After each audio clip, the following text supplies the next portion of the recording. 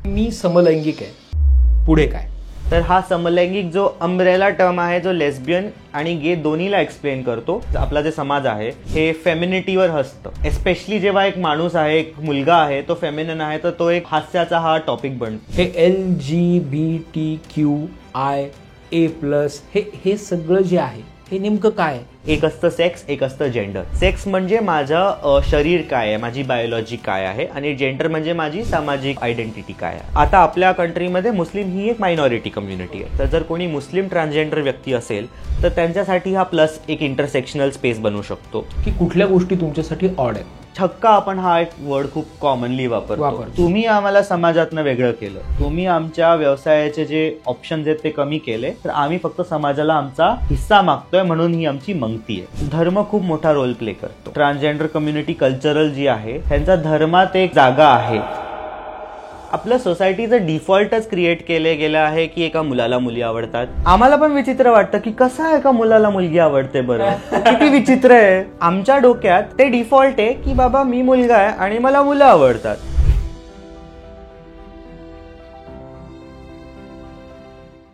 नमस्कार, मी शार्दुल सराफ. पुढे कायच्या या नव्या एपिसोडमध्ये आपल्या सगळ्यांचं हार्दिक स्वागत. तुम्हाला आमचे एपिसोड कसे वाटतात ते तुम्ही आम्हाला कळवताय आणि ते कळवत राहा, कारण वेगवेगळ्या विषयांवरती आपण इथे गप्पा मारतो. आपण तज्ज्ञांना इथे बोलवतो, मार्गदर्शकांना इथे बोलवतो आणि त्यांच्याकडून वेगवेगळे विषय समजून घेतो. त्या विषयाबद्दल असणारे आपले समज, गैरसमज यांच्याबद्दल चर्चा करतो. तर हे आपण असंच करत राहूया. तेव्हा आजच्या या एपिसोडमध्ये काय होणार आहे ते जरा बघूया. तुम्ही इमॅजिन करा की आपण मस्त समुद्रावर फिरायला गेलोय. आपल्यासोबत आपली मैत्रीण आहे. आपण हातात हात घालून छान समुद्रावरती फिरतो आहोत, छान वारे येत आहे आणि जाता जाता अचानकपणे आपल्याला दिसतं की आपल्या बाजूनी एक कपल गेले आणि ती दोन मुलं आहेत. एकमेकांचा हात हातात घेऊन ते चालले. आपण बागेत बसलोय आणि बाजूच्या बाकावरती दोन मुली एकमेकांच्या गळ्यात गळे घालून बसल्यात. आता हे चित्र आपल्यासाठी तसं शॉकिंग नाहीये, एवढा आपल्याला अगदी टॅबू वाटेल असं ते काही नाहीये, पण तरी सुद्धा काही गुंते आहेत, तरी सुद्धा काही संभ्रम आहेत. ते काय आहेत ते सगळे आज आपण चर्चा करणार आहोत. आज आपले गेस्ट आहेत सुधांशू लाताड. आज आपल्याकडे आलेले आहेत. सुधांशू लाताड हमसफर या संस्थेसाठी खूप काम करतात आणि ते आपल्याला या सगळ्या विषयाबद्दल खूप काही माहिती देणार आहेत, खूप गोष्टी सांगणार आहेत. हॅलो, नमस्कार, वेलकम. हाय शार्दुल, कसं वाटतंय? खूप छान वाटतंय. एक्सायटेड की मी तुमच्यासोबत आणि तुमच्या ऑडियन्स सोबत आज बोलायला, हा माझ्या कम्युनिटीबद्दल, माझ्या विषयाबद्दल बोलायला मला हा चान्स मिळाला. Okay, thank you so much. Yes, तर आपण भरपूर गप्पा मारूया. तर आपला पहिला प्रश्न जो आपल्या एपिसोडचा काय म्हणू टॅगलाईन आहे की मी समलैंगिक आहे, पुढे काय? काय सांगशील आम्हाला? पुढे काय हा प्रश्न मला आणि माझ्या कम्युनिटीला नेहमी आलाय, कारण आमची सुरुवातच तिथून झाली एका मायनसवरून, एका नेगेटिव्हवरून. आपल्या देशात इंग्रजांचं जे राज्य आलं 200 वर्षांआधी, तेव्हापासून कम्युनिटीवर एक टार्गेटेड, एक खूप सिस्टमॅटिक, म्हणजे एका लीगल दायऱ्यात किंवा सीमेत राहून हा अटॅक म्हणता येईल हा झाला आणि त्याच्याशी कम्युनिटी झुंजत आली. माझा जो समुदाय आहे वेगवेगळे इनोव्हेटिव्ह सोल्युशन्स काढून आम्ही एका स्तरावर आज 2025 पोहोचलो आहे की आम्ही कम्युनिटीबद्दल बोलू शकतो. कम्युनिटीची रिप्रेझेंटेशन आहे मीडियामध्ये, समाजामध्ये, आणि आता ह्यापुढे जायचं आहे. जगातले खूप सारे अनुषंग, खूप सारे पुढारलेले देशही जरा परत जात आहेत.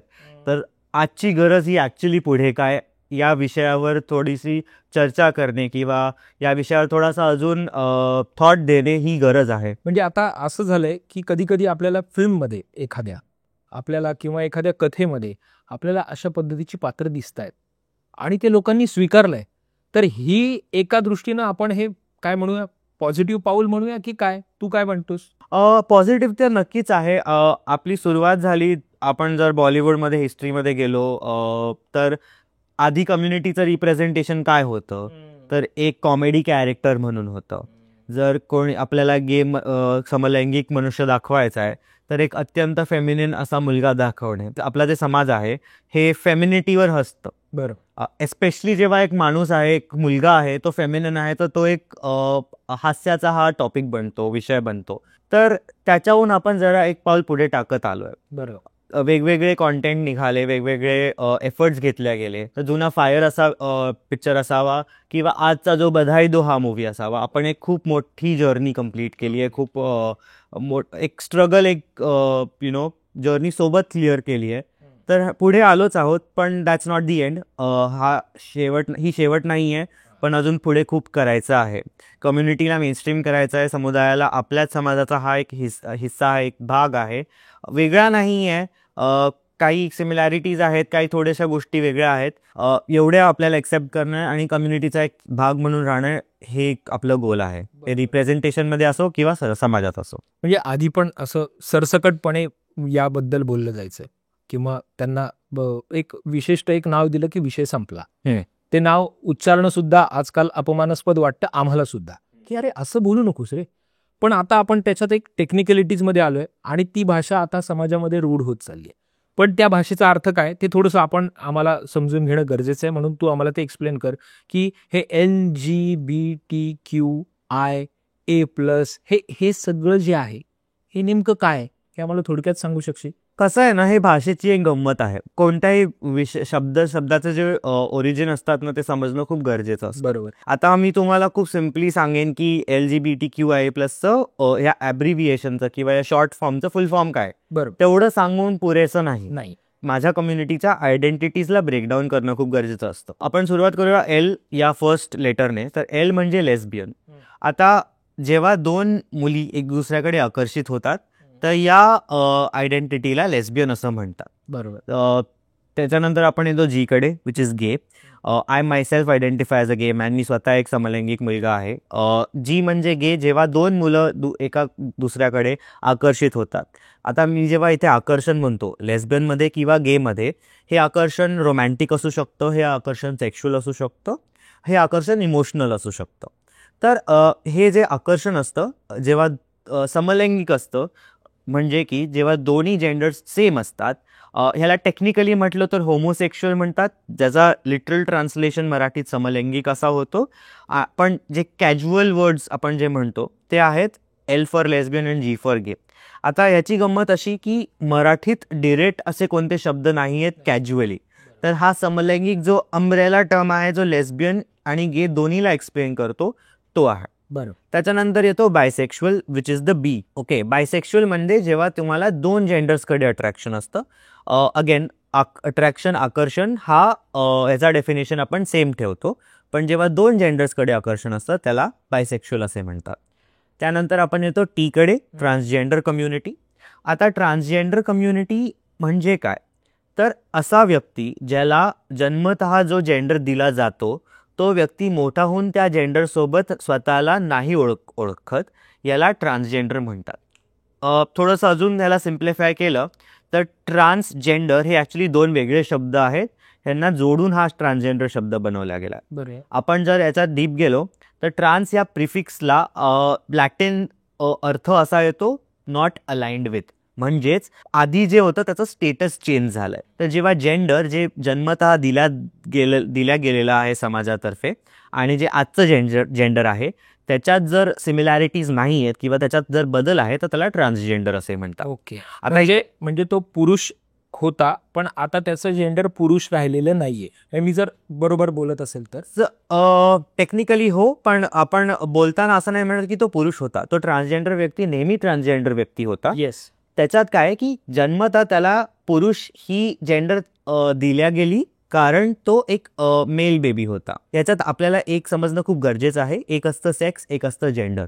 सेक्स म्हणजे माझं शरीर काय आहे, माझी बायोलॉजी काय आहे, आणि जेंडर म्हणजे माझी सामाजिक आयडेंटिटी काय आहे. एक छोटंसं उदाहरण देईन. आपण जेव्हा डिस्कव्हरी चॅनलवर प्राणी बघतो तर आपण त्यांना मुलगा वाघ किंवा मुलगी वाघ नाही म्हणत, आपण त्यांना नर किंवा मादा असं म्हणतो. बरोबर. तर हे जे नर मादाचे कॉन्सेप्ट आहेत, हे सेक्सचे जे कॉन्सेप्ट आहेत, हे एका रिप्रोडक्शनच्या लेन्सने बघितल्या गेले आहेत आणि या रिप्रोडक्शनच्या लेन्सने सगळ्या जीवजंतूंना बघितल्या गेलं आहे. तर ते फुल असो, पाखरू असो किंवा एक कोणताही ॲनिमल मॅमल असो, पशु असो. तर हेच पण जे आपलं मुलगा मुलगीचं जे जेंडरचं कॉन्सेप्ट आहे हे आपण मनुष्यांसाठी रेस्ट्रिक्ट केलं आहे. तर जे सेक्स कॉन्सेप्ट आहे दिस अप्लाइज, हे सगळ्या जीवजंतूंना अप्लाय होतं, पण जे जेंडर हे कॉन्सेप्ट आहे हे फक्त मनुष्यांना अप्लाय होतं. आणि तिथेच जेव्हा एक मेल बेबी असतो म्हणजे आपण त्याला मुलगा हे अटॅच करतो, बरोबर. तर नर इक्वल्स टू मुलगा आपण हे गृहीत धरून चालतो because that is the default of the society. पण काही व्यक्ती या डिफॉल्टला ब्रेक करतात. एक नर बेबी मोठं होऊन स्वतःला एक मुलगी म्हणून आयडेंटिफाय करू शकतं, ओळखू शकतं, किंवा एक मादा बाळ हे मोठं होऊन स्वतःला एक पुरुष म्हणून आयडेंटिफाय करू शकतं. आणि जेव्हा हे होतं त्याला ट्रान्सजेंडर असं म्हणतात. आता क्यू म्हणजे आपण जे सोसायटी म्हणतो, आपला जे समाज आहे, आपलं जे डिफॉल्ट आहे, त्या डिफॉल्टचे काय असतात. मी जर LGBTQ ला मोडलं तर याला आपण 3 अनुषंगात वाटू शकतो. एक असतं सेक्स, जे मी आत्ताच सांगितलं, नर मादा, हे एका रिप्रोडक्शनच्या लेन्सनी बघितलं गेलं होतं. त्याच्यानंतर येतं जेंडर आयडेंटिटी, म्हणजे की पुरुष स्त्री. अगेन आपण या 2च जेंडर आहेत हे आपल्या सोसायटीचं डिफॉल्ट आहे. आणि तिसरं येतं सेक्शुअलिटी, म्हणजे मी कोणाकडे आकर्षित होतो या बेसिसवर. आता आपल्या समाजाचा डिफॉल्ट आहे सेक्शुअलिटी लेवलवर की एका मुलाला मुलगी आवडते आणि एका मुलीला मुलगा आवडतो. बरोबर. तर जे व्यक्ती या डिफॉल्टमध्ये बसत नाहीत, की ते सिसजेंडर नाही आहेत किंवा ते हेट्रोसेक्शुअल नाही आहेत. हेट्रोसेक्शुअलचा अर्थ असा असतो की मुलाला मुलगी आवडते किंवा मुलीला मुलगा आवडतो, जे आपण सोसायटीचं नॉर्मल म्हणून कन्सिडर करतो. जेव्हा या स्ट्रक्चर्समध्ये कोणी बसत नाही, तर क्यू ही क्विअर म्हणून एक अम्ब्रेला टर्म आहे, म्हणजे एक ब्रॉड अशी आयडेंटिटी क्रिएट केली आहे अशा व्यक्तींना ज्यांना हे LGBT मध्ये पण स्वतःला ते नाही ओळखत, पण ते जनरल सोसायटीच्या नॉर्मलच्या डेफिनेशनमध्ये स्वतःला कम्फर्टेबल नाही फील करत, म्हणून ही क्विअर आयडेंटिटी अशी दिल्या गेलेली आहे. व्यक्ती असेही असू शकतात जे स्वतःची आयडेंटिटी आता शोधत आहेत, स्वतःला ओळखण्याच्या त्या प्रोसेसमध्ये आहेत. तर क्यू हा एक अम्ब्रेला टर्म त्यांना एक जागा देतो स्वतःला ओळखण्याचा, सर्वसमावेशक टर्म. करेक्ट. त्यातच LGBT व्यक्ती स्वतःला क्विअर म्हणू शकतात. बरोबर. मी एक गे माणूस आहे, मी स्वतःला क्विअर जर कॉन्व्हर्सेशनमध्ये कॅज्युअली बोलायचं असेल तर मी म्हणू शकतो की I am a queer man. बरोबर. राईट. तर त्याच्यात अर्थ येतो की मी समाजाच्या डिफॉल्ट डेफिनेशनमध्ये स्वतःला फिट नाही करत. त्याच्यानंतर येतं आपलं आय म्हणजे इंटरसेक्स. आपण परत सेक्स या कॉन्व्हर्सेशनवर जातो जेव्हा आपण रिप्रोडक्शनचं लेन्स तोडतो. नर मादा हे 2च सेक्स नाही आहेत, तर एक तिसरी नॉन सेक्स आयडेंटिटी क्रिएट केली गेली आहे, याला इंटरसेक्स असे म्हणतात. तर जे व्यक्ती ज्यांची बायोलॉजिकल कॉम्पोजिशन ही टिपिकल मेल किंवा टिपिकल फिमेलच्या डेफिनेशन्समध्ये बसत नाही, यांना इंटरसेक्स असे व्यक्ती म्हणतात. तर हे इंटरसेक्स इंटरनल क्रोमोझोमल पॅटर्नवर पण बेस असू शकतं, जिथे 0X क्रोमोझोमल पॅटर्न असतो किंवा XXY क्रोमोझोम पॅटर्न असतो, असे व्यक्ती असू शकतात किंवा अजून काही पॅटर्न कॉम्बिनेशन असू शकतात. या व्यतिरिक्त असे व्यक्ती ज्यांचे गुप्तांग किंवा जेनिटेलिया जे आपण म्हणतो हे टिपिकल मेल किंवा टिपिकल फिमेल या डेफिनेशन्समध्ये बसत नाहीत, अशा व्यक्तींना आपण इंटरसेक्स व्यक्ती म्हणतो. आणि शेवटी आलं ए म्हणजे एसेक्शुअल व्यक्ती, ज्यांना सेक्शुअल अट्रॅक्शन म्हणजे लैंगिक आकर्षण होत नाही, अशा व्यक्तींना आपण एसेक्शुअल म्हणतो. त्या व्यतिरिक्त आपण एक प्लस ही आयडेंटिटी दिली आहे, कारण असं असू शकतं की कोणी कम्युनिटीतलं कोणीतरी आहे जे स्वतःला ट्रान्सजेंडर मानतं, पण एक ट्रान्सजेंडर व्यक्ती आहे, पण ते कदाचित त्यांची दुसरी कोणती इंटरसेक्शन असू शकते, ते कदाचित एका मार्जिनलाइज रिलिजनचे असू शकतात किंवा ते एका मार्जिनलाइज कास्टचे असू शकतात. उदाहरण देता येईल एखादं? आता आपल्या कंट्रीमध्ये मुस्लिम ही एक मायनॉरिटी कम्युनिटी आहे, तर जर कोणी मुस्लिम ट्रान्सजेंडर व्यक्ती असेल तर त्यांच्यासाठी हा प्लस एक इंटरसेक्शनल स्पेस बनू शकतो. किंवा कोणी एक दलित व्यक्ती आहे जी लेस्बियन वुमन आहे, तर प्लस हे एक असं इंटरसेक्शनल स्पेस बनू शकतं जिथे त्यांच्या दोन्ही आयडेंटिटीजला त्यांना व्हिजिबिलिटी मिळू शकते. या व्यतिरिक्त काही व्यक्ती असे असतात जे LGBTQIA या टर्मिनॉलॉजीजमध्ये फिट होत नाहीत, पण ते एक ओव्हरऑल डिफॉल्ट जे आपण सोसायटीचं समाजाचं म्हणतो त्याच्यात फिट होत नाही, म्हणून प्लस ही आयडेंटिटी क्रिएट केलेली गेली आहे. एक उदाहरण देईन तर आपल्या भारत देशातच कित्येक ट्रान्सजेंडर ग्रुप्स असे आहेत, कम्युनिटीज अशा आहेत जे ट्रान्सजेंडर हे एक शब्द आला आहे आपल्याकडे, पण त्याचे रूट्स जर तुम्ही बघितलेत ते खूप जुने आहेत. आपली हिजरा कम्युनिटी झाली, आपली जोगती कम्युनिटी झाली आणि खूप कल्चरल ट्रान्स कम्युनिटीज आहेत, त्यांच्यासाठी पण प्लस ही एक जागा बनते जिथे ते स्वतःला कम्फर्टेबल. म्हणजे ती स्टील एक्सप्लोरिंग अशा पद्धतीची term. Steel exploring the term is explore. Steel exploring असं नाही म्हणता येणार, कारण व्यक्ती स्वतःला ओळखत नसेल, व्यक्तीला आयडेंटिटी माहिती आहे, पण आता आम्हाला समाजांशी बोलायचं आहे, आम्ही ती ॲब्रिव्हिएशन वाढवत गेलो तर आम्हालाच बोंबला, म्हणून प्लस म्हणून सोडून दिलंय कदाचित. आता हे थोडंसं टेक्निकल झालं, पण तरी सुद्धा हे फार महत्त्वाचं होतं. हे गुंते नेमके काय आहेत, आपण एखाद्याला नेमकं काय आहोत हे समजून घेण्यासाठी आणि आपण त्यांच्याकडे कुठल्या पॉईंट ऑफ व्ह्यूने बघण्यासाठी हे थोडं महत्त्वाचं होतं. आता थोडंसं गंमत अशी होते की आम्हाला तुमच्याविषयी वाटतं काय ते आपण बोलूच, पण तुम्हाला या सगळ्या समाजाविषयी, आमच्याविषयी म्हणजे हेट्रोसेक्शुअल कम्युनिटीविषयी किंवा इतर कोणाविषयी तुम्हाला काय वाटतं? आम्हाला पण विचित्र वाटतं की कसं आहे का मुलाला मुलगी आवडते बरं, किती विचित्र आहे. ओके, तर कारण तुम्हालाही तसं वाटत असेल, पण आमच्या डोक्यात ते डिफॉल्ट आहे की बाबा मी मुलगा आहे आणि मला मुलं आवडतात. बरोबर. काय झालंय ना, आपल्या सोसायटीत आपण सगळे उदाहरणं बघून आपलं जे जीवन आहे ते घडवतो. मी लहान होतो, मला शर्ट पॅन्ट दिली गेली, मला शाळेत पाठवलं तर माझ्या बॅगेचा रंग ब्लॅक ब्लू, माझ्या बॅगेवर कोणत्या तरी सुपर हिरोचं चित्र असेल. पण त्याच व्यतिरिक्त जर माझी कोणती बहीण आहे, तिला फ्रॉक दिला गेला, तिच्या बॅगेवर बार्बीचा फोटो लावला, पिंक कलरची बॅग दिली गेली. त्या लेकरांना खरंच कळतं का? इनफॅक्ट आपण जर बघायला गेलो तर हे कॉन्सेप्ट शाळेतल्या बॅगेचे नंतर आलेत, पण आपले जे जेंडरचे कॉन्सेप्ट आहेत आपण आधीपासून आहोत. तर आपण एका लहान मूल याबद्दल विचार केला तर लहान मुलाला नाही कळत की हे जेंडर हे मुलाचं आहे का हे मुलीचं आहे. एक सोशल कंडिशनिंग, एक समाजाचं डिक्टेशन असतं की बाबा हे मुलं करतात, हे मुली करतात. बरोबर. मग तो लहान बाळ ते मोठं होत जातं. मग आपण पुस्तकं वाचतो, आपण आपल्या टेक्स्टबुक्स वाचतो शाळेतल्या, आपण पिक्चर बघतो, आपण ॲड बघतो, आपण कार्टून बघतो. या सगळ्या कॉन्सेप्ट्समध्ये ना जेंडर दाखवलं जातं. बरोबर. आपण जर आपले फेरी टेल्स पण बघितल्या तर त्याच्यात एक राजकुमार एका राजकुमारीसाठी येतो. बरोबर. आपलं सोसायटीचं डिफॉल्टच क्रिएट केले गेलं आहे की एका मुलाला मुली आवडतात किंवा एक मुलगा मोठा होता होता सुपर हिरो आवडतो, तो फायटिंग करतो, तो स्पोर्ट्स खेळतो आणि मग तो बँकेत काम करतो किंवा तो इंजिनियर होतो. ही एक जीवनरेखा मुलाची अशी असते आणि मुलीची असे असते, असं रेखल्या जातं. बरोबर. पण जे मी आहे ना, माझी कम्युनिटी आहे ना, आम्ही लहानपणापासून मोठं होता होताच आम्ही प्रश्न करायला लागतो की अरे मला तर हे नाही वाटत. ओके. माझं तर दृष्टिकोन वेगळं आहे. मी मोठा होतोय, हा का राजकुमार एवढं झटतोय त्या राजकुमारीसाठी? त्याचा स्वतःचा सेनापतीच एवढा छान दिसतोय.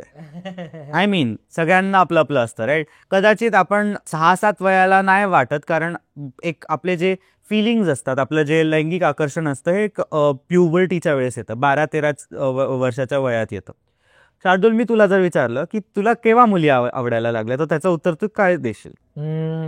मी अगदी फ्रँकली सांगेल तर मी पहिलीत असताना मला पहिली मुलगी आवडली होती. क्रश येतं ना. हा, आता ते कधी कोणाकडे अट्रॅक्शन येतं ते डिफर करतं, पण कधी तू ठरवलंस का? मी माझा प्रश्न बदले, तू कधी ठरवलंस तुला मुली आवडते? बापरे, हे डिकोड मला आता खूप विचार करून सांगायला लागेल. पण तरी पहिल्यांदा प्रेमात पडल्यावर किंवा असं म्हणू शकेन की मी त्या मुलीला माझ्या मनातल्या भावना सांगितल्यानंतर जोपर्यंत तिने मला त्या भावनेला प्रतिसाद दिला किंवा पॉझिटिव्ह प्रतिसाद दिला, त्याच्यानंतर असं म्हणता येऊ शकेल. आणि मग तसं असेल तर ते ग्रॅज्युएशनला. पण तू ठरवलंस का की मला मुली मी आज ठरवतोय की मला आजपासून मुली आवडणार? असं करतो का आपण? नाही. हे एक्झॅक्टली. मला किंवा माझ्या कम्युनिटीला हा नेहमी प्रश्न येतो की तू कधी ठरवलं किंवा तू केव्हा गे बनलास? तर याचं आमच्याकडे काय उत्तर नसतं. तुझा जे प्रश्न आहे की तुमचं आमच्या कम्युनिटीचं किंवा तुमच्या समुदायाचं एका सोसायटीकडे काय दृष्टिकोन आहे, तर आमचं दृष्टिकोन हे आहे की तुम्ही आम्हाला असे प्रश्न विचारता ज्याच्या प्रश्नांचं आमच्याकडे उत्तर नाही आहे, कारण आमचं जे डिफॉल्ट आहे ते LGBTQ आहे. म्हणजे मला आता तू बोलता बोलता प्रश्न पडला की शाळेत असताना आपल्याला भाषेमध्ये असायचं पुल्लिंग, स्त्रीलिंग आणि नपुसकलिंग. तर ना मला हा कायम प्रश्न पडायचा की हे लिंग म्हणजे काय. म्हणजे मी लिहू शकायचो की ज्याला आपण तो म्हणतो ते, मी प्रश्न उत्तरं मी लिहून शकायचो, त्याच्याबद्दल काही प्रश्न नव्हता. तर रादर पैकीच्या पैकी पण असायचे. पण मी एकदा दोनदा विचारण्याचा प्रयत्न केला की हे पुल्लिंग म्हणजे काय, हे स्त्रीलिंग, लिंग ह्या शब्दाचा अर्थ मला सांगितला नव्हता कोणीच. मग नंतर माझ्या शिक्षकांनी सांगितलं नाही, पण एक टोणगा मित्र असतो, तो सांगतो येड्या तुला मी सांगतो, त्यांनी मला सांगितलं की हे असं असं असतं. तर मी त्याला विचारलं नपुसक लिंग म्हणजे काय, तर तो म्हणाला तुला नाही कळत, येडाय का तू, असं म्हणून ते मला हसले. पण ते मला कळलं नाही तोपर्यंत. आणि मी मोठा झाल्यानंतर जेव्हा मी वाचायला लागलो, बघायला लागलो, मला प्रश्न पडायला लागले, त्यावेळेला मी माझं काहीतरी ते ठरवून घेतलं. पण हे आपल्याला तेव्हापासूनच या गोष्टीबद्दलचे गोंधळ आहेत हे तर आपण मान्य करायलाच हवं, आणि हे मी अगदीच छातीठोकपणे मान्य करेल की नाही, हे आम्हाला नीट कधी कळू दिलेलं नाही. मला असं विचारायचं की हा सगळा गुंता आहे. तर मग आता मला एक सांग की तुमच्या इतर समुदायाकडून तुमच्या काय अपेक्षा आहेत? तुम्हाला काय वाटतं?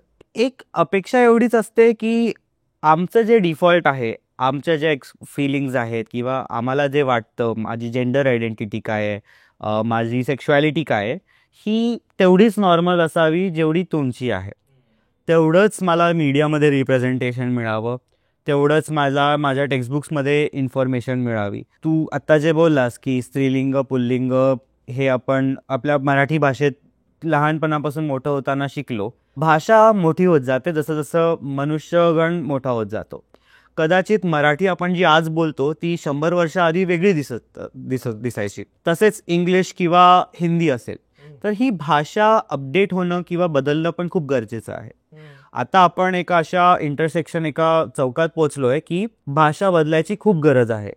इंग्रजी भाषेत असे काही काही टर्मिनॉलॉजीज आले जे माझ्या कम्युनिटीला जास्ती छानपणे डिफाईन करतं. बरोबर. पण त्या शब्दांचे मराठीत एक्झॅक्ट वर्ड्स नाही आहेत. बरोबर. मी आधी जे सांगितलं की होमोसेक्शुअल ह्याचा अर्थ समलैंगिक आहे. बरोबर. गे किंवा लेस्बियनचा जर मी मराठी ट्रान्सलेशन केलं तर समलैंगिक मुलगा किंवा समलैंगिक मुलगी असा होतो.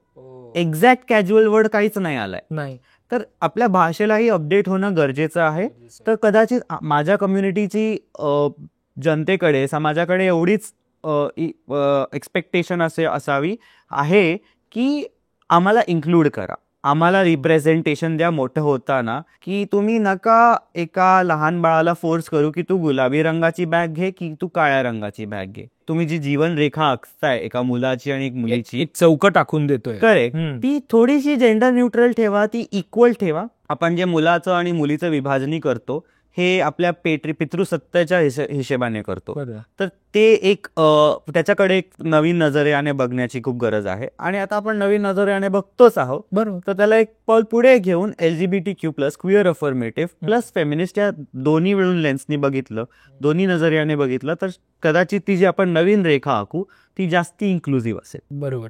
आणि आता म्हणजे मला सहज म्हणून हे विचारायचं आहे, किंवा तू सिरियसली सांग, मी सहज विचारेल पण तू सिरियसली सांग की कुठल्या गोष्टी तुमच्यासाठी ऑड आहेत? काही कधी काही शब्द ऑड असतात, काही कुठे काय विचारतो हे ऑड असू शकतं. मी खूप कॅज्युअली बोलेन पण छक्का आपण हा एक वर्ड खूप कॉमनली वापरतो. आता मराठीत शिवीगाळ म्हणून आपण ही एक करतो. बरोबर. पण हा चुकीचा शब्द आहे, हा नाही वापरला पाहिजे. तर आम्ही काय करतो, मी आणि माझी संस्था आम्ही काम करतो की आम्ही कम्युनिटीबद्दल थोडीशी जागरूकता निर्माण करू. तर त्याच्यातच आम्ही असंही सांगतो की बाबा छक्का हा वर्ड यूज करणं, हा शब्द यूज करणं चुकीचं आहे.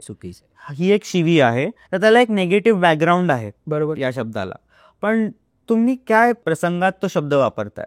जर तुम्हाला कोणाला शिवी म्हणूनच द्यायची आहे तर तुम्ही आमच्या कम्युनिटीचं नाव कशाला वापरताय? कम्युनिटीच्या आयडेंटिटीला तुम्ही शिवी का बनवताय? तर आता छक्का हा वर्ड एक शिवी झाला, पण जी कम्युनिटीचे आयडेंटिटीज आहेत, आता हे आपली हिजडा कम्युनिटी आहे, तर हिजडा हा एक शब्द सुद्धा एक शिवी म्हणून वापरला जायचा. बरोबर. माझा जन्म औरंगाबादचा, मी मोठा झालो एका खूप मराठी ट्रेडिशनल एन्व्हायरमेंटमध्ये. तर मी लहानाचा मोठा होताना हिजडा हा शब्द शिवी म्हणूनच ऐकला. मोठा झाल्यावर जेव्हा मी माझ्या हिजडा कम्युनिटीच्या व्यक्तींसोबत बोलायला लागलो, त्यांची काय लाईफ आहे हे समजायला लागलो, तेव्हा रिअलाइज झालं की हे तर त्यांच्या कम्युनिटीचं नाव आहे. बरोबर. जर कोणी व्यक्ती हिंदू आहे, कोणी व्यक्ती दलित आहे, कोणी व्यक्ती ब्राह्मण आहे, तर त्यांचे काय कम्युनिटीज आहे. सिमिलरली हिजडा ही एक कम्युनिटी आहे. बरोबर. तो एक शिवी म्हणून वापरणं हे चुकीचं आहे. तर एक एक्सपेक्टेशन माझ्या कम्युनिटीची अशी की बाबा आमच्या कम्युनिटीच्या नावांना तुम्ही शिवी म्हणून नका वापरू. बरोबर. तर कम्युनिटीला समजून घ्या.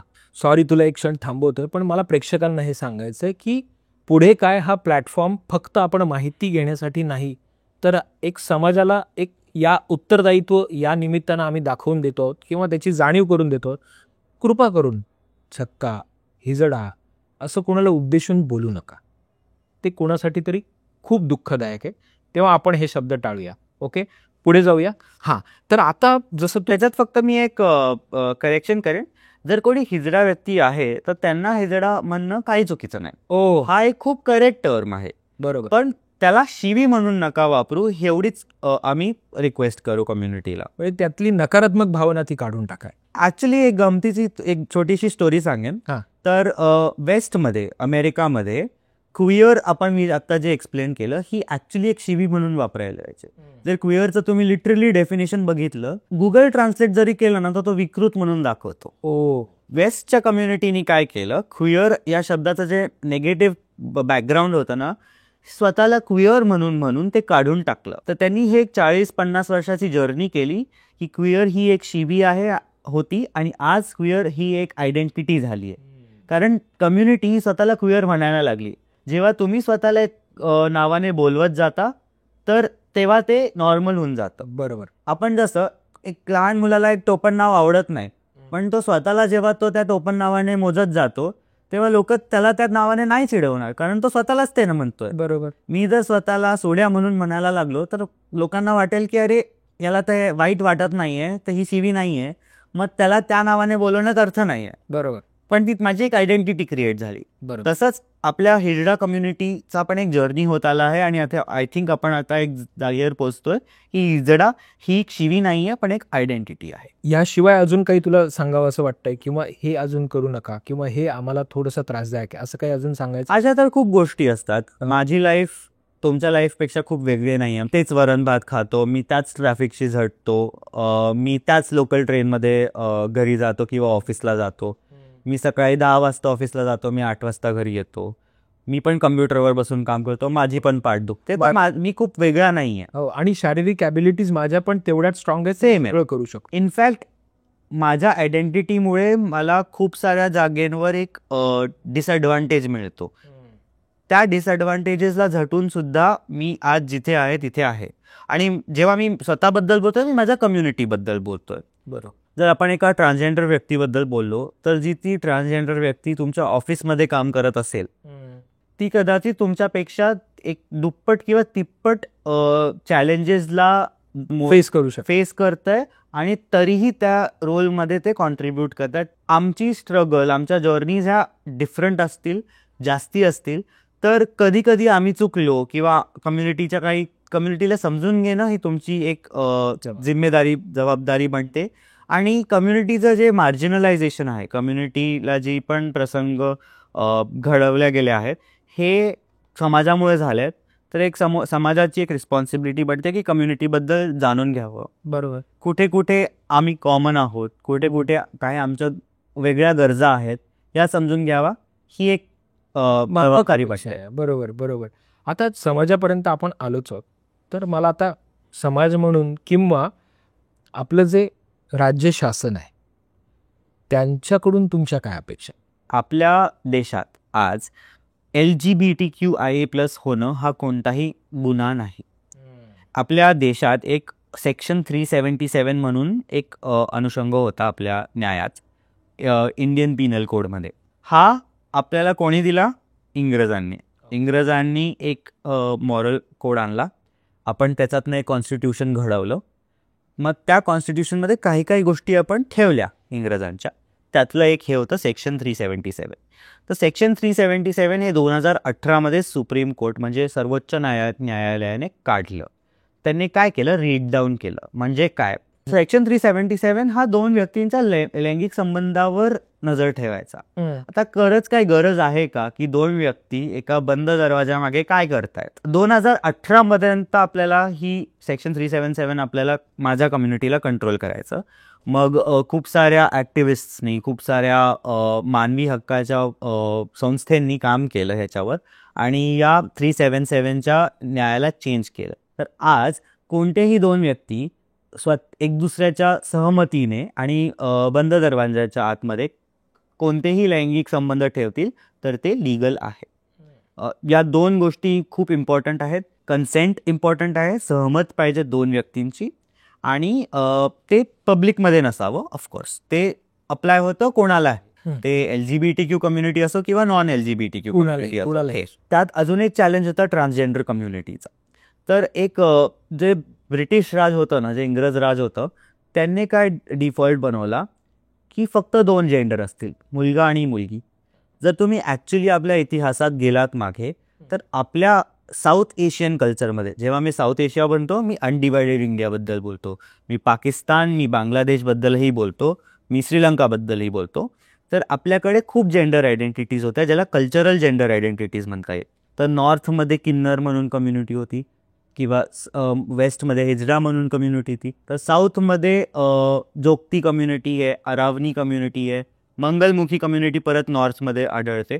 तर या वेगवेगळ्या जेंडर आयडेंटिटीज होत्या. पण इंग्रज राज्यात मुलगा मुलगी व्यतिरिक्त कोणी असेल तर तुम्ही इल्लिगल आहात, तुम्ही गुन्हेगार आहात म्हणून वेगळं केलं गेलं.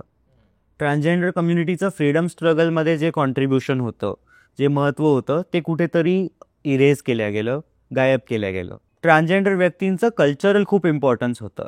राजांच्या राज्यात मंत्री पद मिळायचं, त्या व्यतिरिक्त इम्पॉर्टंट जागा मिळायच्या, महत्त्वाचं त्यांना पद मिळायचे. त्याच्याने त्यांचं एक खूप महत्त्वाचा रोल होता राज्यांचे प्रॉस्पेरिटीमध्ये. पण जेव्हा इंग्रजांना आपल्या देशाला कंट्रोल करायचं होतं, हे राज्य तोडावे लागले आणि त्याच्यात कम्युनिटीला तोडणं हा एक मोठा स्टेप होता, मोठं पाऊल होतं. आपण ऐकलंय, आपण टेक्स्टबुक्समध्ये ऐकलंय डिवाइड अँड रूल. हा डिवाइड अँड रूल फक्त हिंदू मुस्लिम या कम्युनिटीचा नाही झाला, तर खूप छोट्या छोट्या कम्युनिटीजमध्ये पण झाला. आपले जे कास्ट सिस्टम्स एक्झिस्ट करतात, या कास्ट सिस्टम्समध्ये आपले विभाजनी आहेत, याचा त्यांनी ॲडव्हान्टेज घेतला आणि आपल्याला तोडलं आणि त्या हिशेबाने अख्ख्या अनडिवायडेड इंडियाला कॉन्कर केलं. बरोबर. तर ह्याचा हँगओव्हर असं आपल्याला म्हणता येईल. तर आपण हे ठेवलं आणि तेव्हाच आपण अजूनही ट्रान्सजेंडर कम्युनिटीसोबत डिस्क्रिमिनेट करतो. तर ट्रान्सजेंडर कम्युनिटी मंत्रीपदापासून ते सिग्नल्सवर पैसे मागण्यापर्यंत आली. एक जर्नी आहे ती. पण डिएस्केलेशन आपण म्हणतो, डिमोशन आपण जे म्हणतो, आपण कामावर जातो, आपल्याला प्रमोशन हवं असतं, इथे सोशल स्टेटसचं डिमोशन झालं. बरोबर. ट्रान्सजेंडर कम्युनिटीने एज्युकेशन घ्यायचा नाही, ट्रान्सजेंडर कम्युनिटीचे एम्प्लॉयमेंट ऑपॉर्च्युनिटीज म्हणजे ते कुठे काम करणार, ते काय काम करणार, याचे ऑप्शन कमी झाले, आयडेंटिटीज कंट्रोल झाली. तर ह्याच्यावर एक नालसा जजमेंट म्हणून हा एक आपल्या देशात बदल आला. नालसा जजमेंट 2014चा सर्वोच्च न्यायालयाचा एक आदेश होता, एक जजमेंट होता, ज्याच्यात ट्रान्सजेंडर कम्युनिटीला एक विजिबिलिटी मिळाली, एक लिगल रेकॉग्निशन जे म्हणतो ते मिळालं. बरोबर. आपण जे आज रेल्वे तिकीट बुक करताना फॉर्ममध्ये अदरचं ऑप्शन बघतो, किंवा आपण आपल्या पासपोर्टमध्ये, आधार कार्डमध्ये जे अदरचं ऑप्शन बघतो, हे घडलंय कारण 2014चं नालसा जजमेंट आलंय. ओके. तर नालसा जजमेंट आणि 2018ची 377ची जी जजमेंट आहेत, या दोघां जजमेंटचं कॉम्बिनेशन म्हणून आज LGBTQIA+ कम्युनिटी ही लिगली विजिबल आहे. लिगली. सोशली काय आहे ते वेगवेगळ्या, छोट्या शहरात वेगळं आहे, मोठ्या शहरात वेगळं आहे, पण लिगली जे सगळीकडे आपल्या देशात ॲप्लिकेबल आहे, हे इक्वल आहे की LGBTQIA+ असणं हे इलिगल नाही. तर हे तर म्हणजे झालेलं आहे. पण मग आता अजून काय व्हायला? तसंच नालसा जजमेंट नंतर एक ट्रान्सजेंडर ऍक्ट आला, जो ट्रान्सजेंडर कम्युनिटीचे काय काय चॅलेंजेस आहेत याला त्याने ओळखलं. त्या ट्रान्सजेंडर ऍक्ट सोबत एक रूल झाले जे कम्युनिटीनी स्वतः बनवून दिल्या. या ऍक्ट आणि रूल्सच्या सोबत इम्प्लिमेंटेशन होतंय. आपल्या देशात कार्यवाही ही कुठेतरी चुकते. जरी आपले लॉज, आपले जे न्याय आहेत, आपले जे ऍक्ट आहेत, हे चांगले लिखित स्वरूपात असले तरी त्याचं जे कार्यवाही शेवटच्या अनुषंगापर्यंत येते तर ती बदलते किंवा ती पूर्ण होत नाही. म्हणजे सगळ्यात खालचा जो थर आहे, करेक्ट, इथपर्यंत येईस्तोवर त्याच्यामध्ये खूप बदल होत जातात. बरोबर. त्याचा जो खरा उपयोग आहे किंवा त्याचं खरं जे मर्म आहे ते काही पोहोचत नाही किंवा चुकीच्या पद्धतीने खाली पोहोचतो. बरोबर. तर त्याच्यावर आपल्याला थोडंसं काम करणं गरजेचं आहे. आता काय होतं ना की LGBTQ+ कम्युनिटी कोणाची प्रायोरिटी नाही बनत, कारण आपल्या देशात खूप चॅलेंजेस आहेत. ती बेरोजगारीची असो किंवा ती भुकेची असो, तर आपले खूप चॅलेंजेस आहेत. आपल्याला ते घडवण्यातच आपली सगळी एनर्जी जाते. तर LGBTQ+ कम्युनिटीचं इन्क्ल्युजन हे कोणाची प्रायोरिटी बनत नाही. तर तिथे आमचं राज्य शासनाकडे किंवा सेंट्रल शासनाकडे पण एक एवढीच विनवणी येते की आम्हाला मोजा, तुम्ही काय स्कीम्स आणता, तुम्ही काय लॉज आणतात, त्याच्यात आमचं पण एक विचार करा, विचार व्हायला, आम्हाला रिप्रेझेंटेशन द्या. आता तर तुम्ही बघितलं राष्ट्रवादी काँग्रेसचे नॅशनल स्पोक्सपर्सन हे स्वतः एक कम्युनिटीचे व्यक्ती आहेत. मग तिथे कम्युनिटीला कुठेतरी रिप्रेझेंटेशन मिळते. जर कोणता लॉ बनतोय तर तिथे एक आमचा व्यक्ती आहे जो आमच्या बिहाफवर बोलेल की कदाचित कम्युनिटीला या लॉचा वेगळा इफेक्ट पडू शकतो. बरोबर. एक सिम्पल उदाहरण देईन. कोविड आलं. कोणी इमॅजिन केलं का की कोविडमध्ये ट्रान्सजेंडर व्यक्तीच्या काय एक्स्ट्रा चॅलेंजेस असतील? त्यात कोविडमध्ये ट्रान्सजेंडर कम्युनिटी HIV ला खूप वल्नरेबल असते. मग त्यांना HIV मेडिसिन्स मिळत होत्या का? किंवा ट्रान्सजेंडर कम्युनिटीज ज्या मेडिसिन्स घेतं त्यांच्या ट्रान्झिशनशी रिलेटेड, तर त्यांना त्या मेडिसिन्स मिळत होत्या का? किंवा त्या मेडिसिन्स अर्जंट मेडिसिन्स किंवा इम्पॉर्टंट मेडिसिन्सच्या लिस्टमध्ये पोहोचल्या का? तर या गोष्टी जर जोपर्यंत एक ट्रान्सजेंडर व्यक्ती त्या डिसिजन मेकिंगमध्ये त्या निर्णय घेणाऱ्या जागेवर नसेल तोपर्यंत कोणाला आढळणारच नाही. आणि याचा समाजाची कदाचित चूक नाही आहे, कारण ती प्रायोरिटी नाही आहे. तर आमचं म्हणणं एवढंच की आम्हाला विजिबिलिटी द्या, आम्हाला रिप्रेझेंटेशन द्या. जर कोणी शिक्षक LGBTQ असेल तर ते स्टुडंट्सला LGBTQ+ काय असतं हे सांगू शकेल. आणि हे नेहमी टेक्निकल स्वरूपात करणं गरजेचं नाही आहे. आता आपण एक LGBTQ कम्युनिटीवर जर पिक्चर बघितली तर आपल्याला थोडंफार कळतं. कदाचित आपल्याला ABCD नाही कळणार त्याची, पण एवढं तर कळतं ना की बाबा हा ठीक आहे, कम्युनिटी आहे, आपल्यापेक्षा खूप वेगळं नाही आहे. मुलाला मुलगा आवडतो, मुलीला मुलगी आवडते, एवढंच फरक आहे. बरोबर. पण त्यात चुकीचं काही नाही आहे, हे त्या सोशल वेब पद्धतीने कळतं. सुधांशू, मला एक प्रश्न असा विचारायचा आहे. मी असं म्हणतोय की आता हा विषय तसा फारसा लांबचा राहिलेला नाही, किंवा आता आपल्याला या विषयाबद्दलचं दचकणं आता कमी झालंय असं मी म्हणतोय. पण म्हणजे हे खरंच झालंय का? किंवा शहरी, ग्रामीण, अर्बन, रुरल असं आपण जे म्हणतो त्या याच्यामध्ये हे चित्र कसं आहे याबद्दल थोडंसं. मला असं वाटतं ना, आपला जे देश आहे हे एका टाइम झोनमध्ये आहे, IST. पण ऍक्च्युली आपण बघितलं तर आपले जे जनरेशन्स आहेत त्या वेगवेगळ्या टाइम झोनमध्ये राहतात. बरोबर. इंटरनेटबद्दल बोललो तर ग्रामीण भागात एक आजी किती इंटरनेट वापरते आणि शहरी भागात एक लहान मूल किती इंटरनेट वापरतं, खूप वेगळं आहे. करेक्ट. तर ह्याच संदर्भात आपण कम्पेअर केलं तर LGBTQ+ कम्युनिटीबद्दल कुठे कोणाला किती माहिती आहे हे पण खूप प्रसंगात वेगवेगळं आहे. आणि त्याच्यातही काय माहिती आहे आणि कोणत्या पद्धतीत माहिती आहे आणि त्याच्याकडे काय दृष्टिकोन आहे खूप वेगळा आहे. शहरात आणि ग्रामीण भागात एक्सेप्टन्स सेम आहे, किंवा असं पण नाही आहे की शहरात एक्सेप्टन्स जास्ती आणि ग्रामीण भागात एक्सेप्टन्स कमी आहे. तुम्ही ॲक्च्युली जर बघायला गेलात ना तर एक्सेप्टन्स हा कुठून येतो हा त्यातच एक खूप मोठा विषय आहे. खूपदा एक्सेप्टन्स ना जिथे सोशल स्टेटस मॅटर नाही करत, जिथे पैशाचा स्टेटस मॅटर नाही करत, तिथे जरा लवकर येतो असं मला वाटतं. त्याच्यात संशोधन करण्याची खूप गरज आहे. शहरात माझं सोशल स्टेटस काय आहे, मी किती कमवतो, मी कोणासोबत उठबैस करतो, हे खूप मॅटर करतं. तर त्याच्यात पण एक बायनरी आहे.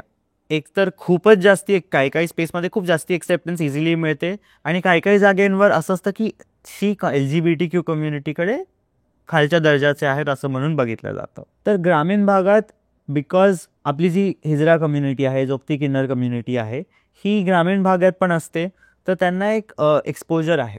आणि त्याच्यातच ॲडिशन काय तर धर्म खूप मोठा रोल प्ले करतो.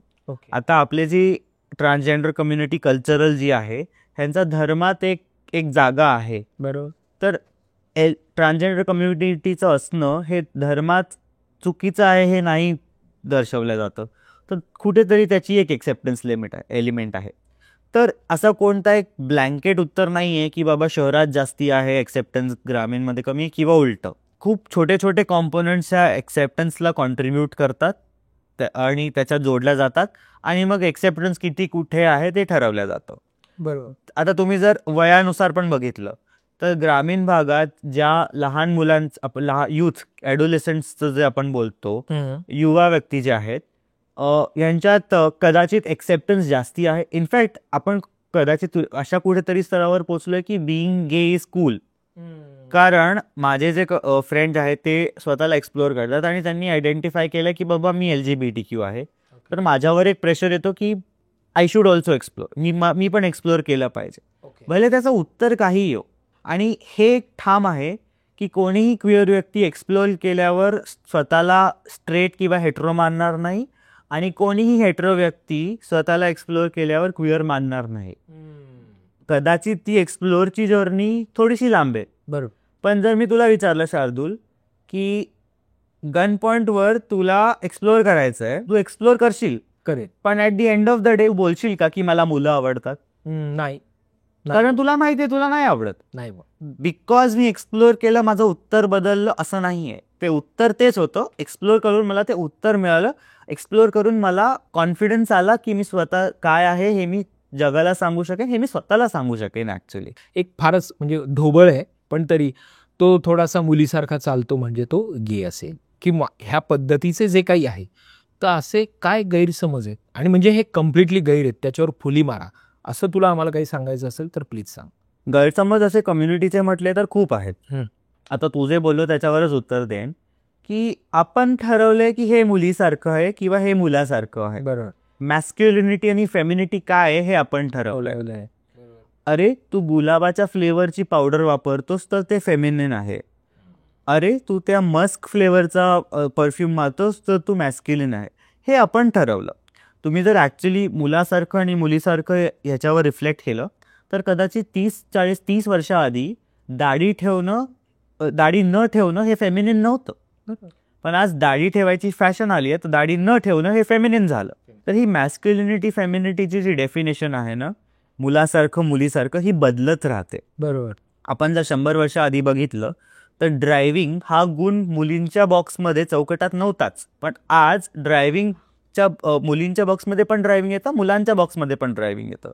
कुकिंग हा फक्त मुलींच्या बॉक्समध्ये होता, मुलांच्या बॉक्समध्ये नव्हता. पण आज ही काळाची गरज आहे की कुकिंग दोघांच्याही बॉक्समध्ये असावं. तर सिमिलरली हे जे डेफिनेशन आहेत ना, हे ज्या परिभाषा आहेत मुलाच्या, मुलीच्या, मॅस्क्युलिनिटीच्या, फेमिनिटीच्या, या बदलत राहतात. तर आपण आपण आपल्या रोजच्या भाषेत जर हे आणायला लागलो की हे मुलीसारखं आहे किंवा हे मुलासारखं आहे, तर हेच इनफॅक्ट तेच चुकीचं आहे. आणि त्या व्यतिरिक्त आता खूप कॉमन गैरसमज होता की बाबा LGBTQ+ व्यक्ती हे पिडोफाईल असतात. ओके, खूप मोठा गैरसमज. एक्झॅक्टली हे म्हणणार होतं तुला. खूप मोठे गैरसमज आहे. आता मी स्वतःचं एक उदाहरण देईन. माझं ऑफिस ज्या बिल्डिंगमध्ये आहे त्याच 3ऱ्या मजल्यावर एक लहान मुलांसोबत काम करणारी एक NGO आहे. आजपर्यंत आमची संस्था त्या बिल्डिंगमध्ये 30 वर्षांपासून आहे. आजपर्यंत एकही कंप्लेंट नाही आली आहे की कोणती आमच्याकडे येणारे व्यक्ती, कम्युनिटी सर्व्हिस घेणारी किंवा आमचे एम्प्लॉईजनी त्या लहान पोरांबरोबर काही चुकीचं केलंय. एकही कंप्लेंट नाही आली आहे. काहीतरी तर स्टॅटिस्टिक्स आहे ना इथे. बरोबर. काय असताना जेव्हा कोणाला खालच्या दर्जाचं दाखवायचं तर आपण कुठूनही तोडून मोडून काहीतरी बनवणार. ट्रान्सजेंडर कम्युनिटीबद्दल बोललो तर मी खूपदा ऐकलंय, मी माझ्या कामाच्या स्वरूपात खूप वेगवेगळ्या व्यक्तींसोबत बोलतो. आम्ही सेशन्सही घेतो की LGBTQ+ कम्युनिटी काय असतं, LGBT कम्युनिटीचे काय चॅलेंजेस असतात. तर अशा खूप व्यक्तींबरोबर इंटरॅक्ट करायला मिळतं. असं कदाचित होऊ शकेल की जेव्हा इंटरसेक्स बेबी जन्माला येतात, आईबाबांना कदाचित नाही कम्फर्टेबल फील होत की बाबा असं बाळ ज्याला आपण ट्रेडिशनल मुलगा किंवा मुलगीच्या बॉक्समध्ये नाही टाकू शकत आहोत, त्या बाळाला 1-2 ऑप्शन येतात की बाबा सर्जरी करून काहीतरी तात्पुरतं सोल्युशन द्यायचं. त्याच्यात बाय द वे मद्रास हायकोर्टचं एक जजमेंट आहे. आज इंडियामध्ये एस्पेशली त्या मद्रास हायकोर्टमुळे तामिळनाडूमध्ये कोणत्याही लहान बाळावर कोणतीही करेक्टिव्ह सर्जरी करण्यात इलिगल आहे. ओके. एकतर ते करेक्टिव्ह सर्जरी करतात जे आज इलिगल आहे, किंवा ते काय करतात, अच्छा आता आपण मुलगा म्हणून वाढवू, नंतर बघू काय करायचं. की मग तिथे घरी कोणी बाळ बघायला आलं तर बाळाला कपडे घालून ठेवणं, दुपटं लंगोट घालून ठेवणं. मग लहान बाळाचं तर काही जेंडर कळत नाही ना बॉडी बघून, जोपर्यंत आपण गुप्तांग नाही बघत. तर तो एक सोल्युशन असतो. किंवा तिसरा सोल्युशन असतो की बाबा हे बाळ स्वतः हिजरा कम्युनिटीला बोलवा आणि बाळ देऊन टाका, कारण आम्हाला हे बाळ नको आहे. बरोबर. असं कदाचित होतं. इनफॅक्ट साऊथ इंडियामध्ये काही काही ट्रेडिशन्स आहेत जिथे हे मास लेवलवर होतं. तर कदाचित, आणि मग घरी जाऊन काय सांगणार की आम्ही बाळ देऊन आलो, स्वतःवर आपण ते आरोप घेणार नाही. तर कदाचित त्याचं उत्तर आहे की बाबा शेजारचा तो एक लहानचं बाळ आहे, ते विचारते की तुमच्याकडे बाळ येणार होतं, काय झालं. तर कदाचित तिथे उत्तर दिलं जातं की अरे ते हिजडे आले होते आणि त्यांनी बाळ घेऊन गेले. खूप सोपं पडतंय दुसऱ्याला ब्लेम करणं. तर कदाचित हा एक स्वरूप असू शकतो. आता त्याच्या मागे सत्य काय हे माहिती नाही, पण अशा खूप गैरसमज आहेत माझ्या कम्युनिटीबद्दल की की आम्ही का पैसे मागतो, की आम्ही कोण आहोत, आमचे व्यवसाय काय आहेत, आमच्या सवयी काय आहेत. तर आम्ही तिथे एकच उत्तर देतो, या ना आमच्यासोबत बसा, आमच्याशी बोला, तुम्हाला आमच्याबद्दल कळेल, तुम्हाला आमच्या गरजा कळतील, तुम्हाला आमच्या एक्सपिरियन्सेस आमच्या जीवनाबद्दल कळेल आणि तुमचे गैरसमज आपोआप मिटतील. तर एकच उत्तर आहे, एका ट्रान्सजेंडर व्यक्तीला मित्र बनवा, एका LGBTQ+ व्यक्तीशी मैत्री करा, तुमचे सगळे गैरसमज ऑटोमॅटिकली दूर होऊन जातील. आता आपण एक क्षण गृहीत धरूया की आपला हा शो बघता आहे ते तुझ्या कम्युनिटीचे लोक आहेत, ते बघतायत. तर आता तू त्यांना काय सांगणार आहेस, ज्यांना कदाचित तुमची भेट झाली नसेल, हमसफर सारखी संस्था त्यांच्या मदतीला नसेल? तर अशा लोकांना तुला जर काही सांगावं असं वाटत असेल तर तू काय सांगशील की त्यांनी काय करावं आणि काय करू नये? मला असं वाटतं की जर तुम्हाला वाटतंय, तुम्ही एक्सप्लोअर करत आहात की तुम्ही कोण आहात, तर एक खूप अशी काही शंका ठेवू नका, एक्सप्लोअर करा स्वतःच्या आयडेंटिटीला. ते कसं करायचं ह्याचं कोणतं डेफिनेशन नाही आहे. मित्र बनवा फ्रॉम LGBTQ+ कम्युनिटी, जाणून घ्या आणि कदाचित तुम्हाला तुमच्या शंका दूर होतील. जर तुम्हाला माहिती आहे की तुम्ही कम्युनिटीचे आहात पण तुम्हाला ती सोशल स्पेस नाही मिळत आहे की LGBTQ+ कम्युनिटीमध्ये मी कम्युनिटीशी संबंध बनवावा की आपली लाईफ जगवावी, तर ह्याचं उत्तर काय असं स्पष्ट नाही आहे. सगळ्यांचे उत्तरं सगळे वेगळे असतात. कोणाला काय जमतं तर कोणाला काय जमतं. पण तुम्ही तुमच्या जवळपासच्या एका संस्थेशी बोला, तुम्ही जाणून घ्या आणि मग ठरवा की काय तुमच्यासाठी बरोबर. आणि काय करू नका? काय करू नका तर तुमचं जर वय 18च्या खाली आहे तर तुम्ही तुमचा वेळ घ्या. प्लीज कोणाच्याही प्रेशरमध्ये येऊन काही करू नका. तुम्हाला जे कम्फर्टेबल वाटतं ते तुम्ही करा. एक्सप्लोअर करण्याची गंमतच ही आहे ना की आपण काय शोधतो, तर आपण कम्फर्टेबिलिटी शोधतो. तर त्या जर्नीमध्ये, त्या प्रवासात जर तुम्हाला अनकम्फर्टेबिलिटी आढळली ना तर तिथून हटा, निघून जा. काही जबरदस्ती करू नका, स्वतःवरही नाही दुसऱ्यावरही नाही. आणि जनरलाइज नका करू की मला सपोर्ट मिळणारच नाही. तुम्ही स्वतःला विक्टिमाइज नका करू की बाबा सगळं जग, सगळं समाज माझ्या अगेन्स्टमध्ये आहे. तुम्हाला मिळतील, तुम्हाला मित्र मिळतील, तुम्हाला ॲलायज मिळतील जे तुम्हाला सपोर्ट स्पेस क्रिएट करून देतील. कोणी तुमच्यासाठी दार उघडून देईल तर कोणी तुमच्यासाठी उघडलेलं दार फक्त पकडून ठेवेल. सगळ्यांच्या मदती तुम्हाला वेगवेगळ्या प्रकारात येतील. तुमच्याकडे येणारा तो सपोर्ट तुम्ही स्वीकारा आणि स्वतःचं जग जगा. आणि त्या प्रवासात ना असे व्यक्ती जवळ ठेवा जे तुम्हाला ती सपोर्ट स्पेस देत आहेत, जे तुम्हाला कम्फर्टेबल फील करवतायत ना. स्वतःचा एक विलेज क्रिएट करा, स्वतःची एक टोळी क्रिएट करा. आम्ही आमच्या कम्युनिटीमध्ये खूप छान टर्मिनॉलॉजी आहे याची. तुम्ही म्हणाल काय हे नवीन नवीन टर्मिनॉलॉजी बनवत राहतात, पण ॲक्च्युली नवीन नाही आहे. आम्ही म्हणतो फॅमिली ऑफ चॉईस. आपल्या संस्कृतीत आपण बोलतो अरे हा मानलेला भाऊ आहे, अरे ही मानलेली बहीण आहे. तसंच आम्ही पण आमचे मानलेले भाऊ, मानलेली बहीण, मानलेले वडील, मानलेली आई मानतो. मग त्या आईचा जेंडर ट्रान्सजेंडर वुमन असू शकतो, त्या बहिणीचा जेंडर एक ट्रान्स वुमन असू शकतो, त्या भावाचा जेंडर एक ट्रान्समॅन असू शकतो. आमच्या ज्या डेफिनेशन्स आहेत ना फॅमिलीच्या, त्या खूप रुंद आहेत. तर त्या रुंद डेफिनेशन्स करायला शिका. एवढंच मी. किती गोड आहे पण कॉन्सेप्ट ही, की म्हणजे तुमचं ती जी फॅमिली आहे त्याच्यामध्ये लिंगभाव याच्याबद्दलचं कम्प्लिटली वेगळंच असं एक त्याचं आकलन आहे आणि ते फारच गोड आहे. मला एक आता असा एक प्रश्न विचारायचा आहे की आपला भारत देश आणि इतर देश ह्यांचं म्हणजे आता तू काय कम्पॅरिझन म्हण की कुठल्या पद्धतीनं म्हण मला माहीत नाही, पण काय ऑब्झर्वेशन्स आहेत बाकी देशांमध्ये आणि भारतामध्ये किंवा इतरही देशांमध्ये, नॉट नेसेसरी की युरोप किंवा त्या पद्धतीचे देश, ते ह्या सगळ्या गोष्टीकडे काय बघतायत, कसं बघतायत? हीच एक मोठी गंमत आहे की जी कम्युनिटीची स्टेटस आहे अख्ख्या जगात ही खूप बदलती आहे. या प्रश्नाचं उत्तर 10 वर्षांआधी वेगळं होतं, आज वेगळं आहे. कोणी इमॅजिन पण नव्हतं केलं की साऊथ एशियाची पहिली कंट्री जी क्विअर मॅरेजेस लीगल करेल ती थायलंड असेल. आणि कोणी विचार केला नव्हता की अमेरिका, जिथे स्टोनवॉल ही मूव्हमेंट चालू झाली होती, तो ट्रान्सजेंडर राईट्सवर मागे जाईल. तर जे घडते जगात त्याचा काहीच उत्तर नाही आहे. आज जर तुम्हाला स्पेसिफिकली विचारलं तर आय थिंक आपला देश ट्रान्सजेंडर राईट्समध्ये खूप पुढे आहे. लिखित स्वरूपात जे ट्रान्सजेंडर ॲक्ट आहे, मी नाही म्हणणार की ट्रान्सजेंडर ॲक्ट परफेक्ट आहे, पण ट्रान्सजेंडर ॲक्टची जी दिशा आहे, जे त्याचं उद्देश म्हणून बनवल्या गेलं आहे, ते खूप चांगलं आहे. त्याची कार्यवाही परफेक्ट करण्यात कम्युनिटीचा भाग होईल. माझ्या द हमसफर ट्रस्ट सारख्या अजून खूप संस्था आहेत जे त्याच्यावर काम करतील आणि आम्ही ते घडवू. बरोबर. कोणताही लॉ जो आहे तो कम्युनिटी आणि पॉलिसी मेकर्सला सोबत मिळून तो बनवत राहतो. हा, समाजात जे कम्युनिटीकडे बघण्याचा दृष्टिकोन आहे तो कुठेतरी चांगला होत चाललाय, पण एक ग्लोबल ट्रेंड बघितलं तर कन्झर्वेटिझम येत आहे. तर त्याचा कसा माझ्या देशात, कसा आपल्या देशात फरक येऊ नये ह्याच्यावर आपल्याला काम करण्याची खूप गरज आहे. आणि आय थिंक तिथे मीडिया खूप मोठा रोल प्ले करतो. ओके. मीडियामध्ये जर मी बघतोय की बाबा LGBTQ+ इज ओके, तर तो एक 5 वर्षाचा लहान मूल जो तो पिक्चर बघतोय त्याच्या डोक्यात पण बनेल की हा ठीक आहे, ओके. पण जर त्या 5 वर्षाच्या बाळाला तुम्ही दाखवताय की LGBTQ+ होणं हा एक गुण आहे, जरी तो लिगली नसेल, पण जर तो पिक्चर दाखवतो तर तो पण मोठा होत तोच अडॅप्ट करेल. बरोबर. ह्यात अजून एक गोष्ट आहे की आता आपण बघतोय की डिजिटल प्लॅटफॉर्म, सोशल मीडियावर जे अँटी हेट रूल्स आहेत ते थोडेसे रिलॅक्स होत आहेत. मग त्याच्याने आता आमचा एक हा मोठा ग्रोईंग कन्सर्न आहे की कदाचित अँटी LGBTQ+ कॉन्टेंट वाढेल.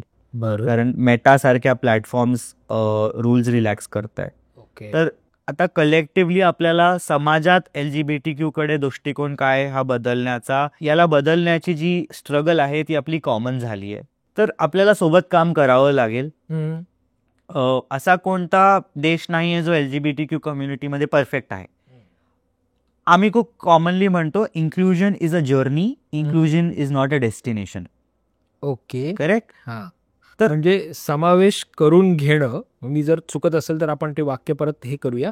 Inclusion is not a destination, inclusion is a journey. हां, म्हणजे इन्क्लुजन होणं म्हणजे आपलं सर्वसमावेशक बनणं हा फक्त आपला गोल नसू दे, तो आपला प्रवास असला पाहिजे आणि ती चालत राहणारी प्रक्रिया आहे. बरोबर. करेक्ट. ही एक प्रक्रिया आहे. तुम्ही कधी पण असं बोलू नाही शकत की वी आर ऑल इन्क्लुसिव्ह, आम्ही सर्व इन्क्लुसिव्ह आहोत असं तुम्ही म्हटलं की म्हणजे तुम्ही ती प्रक्रिया तुम्ही थांबवली. म्हणजे तुम्ही बघत नाहीये तुमच्या आसपास की काय होतं आणि तुम्ही एफर्ट्स नाही घेत, तुम्ही मेहनत नाही घेत इन्क्लुसिव्ह होण्याची.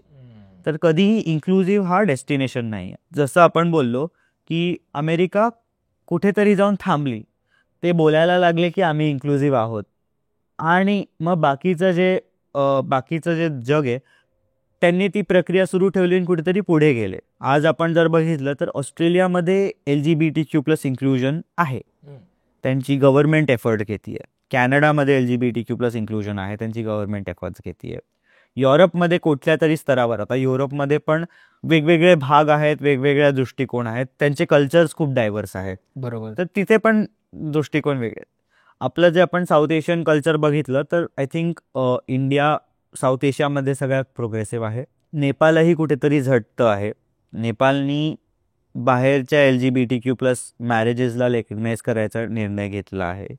थायलंडनी आपल्या देशात LGBTQ+ मॅरेजेसला सँक्शन दिली आहे. तर असा चेंजेस होत राहील. ठीक आहे. आणि ही प्रक्रिया आहे, ही चालू राहिली पाहिजे. ही प्रक्रिया ही चालू. क्या बात आहे. आता आपला एक सेगमेंट असतो ज्याच्यामध्ये आपण लोकांचे काही प्रश्न आहेत, आम्ही हा प्रश्न हा मुद्दा आपण घेणार आहोत. याच्यासाठी हे ठरवल्यानंतर काही जे प्रश्न आम्हाला आले, तर त्या प्रश्नांमध्ये एक प्रश्न अशा पद्धतीचा आहे की असं एक समजलं जातं की हे या कम्युनिटीमध्ये असणारी जी मुलं आहेत, मुलं मुली जे काय असतील ते, आपण त्याला तसं स्पेसिफाय नाही करायला पाहिजे, मी पण शिकतोय. ओके. तर त्यांना चाइल्डहुडमध्ये त्यांच्यावरती सेक्शुअल ॲब्यूज झाल्यामुळे त्यांची ही स्थिती बनलेली आहे, असा एक सरसकट समज आहे. तर हा खरा आहे, चुकीचा आहे, काय याबद्दल काय सांगशील? खूप मोठा गैरसमज आहे हा. काय होता ना, मी LGBTQ+ बनत नाही, मी नेहमीच LGBTQ+ असतो.